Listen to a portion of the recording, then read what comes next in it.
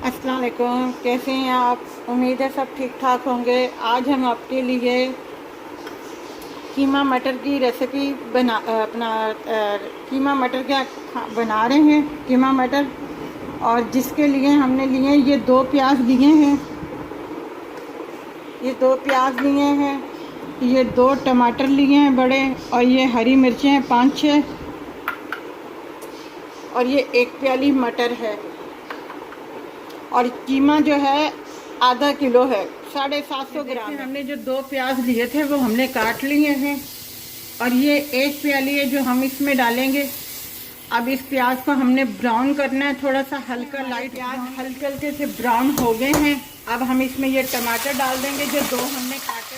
ये जो टमाटर हमने जो 2 डाले थे वो इसलिए पहले डाले थे ताकि वो जो प्याज का वो जो था भाप एक किस्म की वो थोड़ी सी दब जाए। अब हम इसमें ये लहसुन अदरक का पेस्ट 1 डालें। देखें, अब हम टमाटर इसी के साथ ही गल जाएंगे। अब हम इसमें मसाले ऐड करेंगे। ये 1.5 स्पून लाल मिर्ची पाउडर है, 1.5 टीस्पून, और ये 1 टीस्पून धनिया पाउडर है। गरम मसाला हम अभी नहीं डालेंगे। ये हल्दी है 1/2 टीस्पून, और ये 1/2 टी से भी कम ज़ीरा पाउडर है।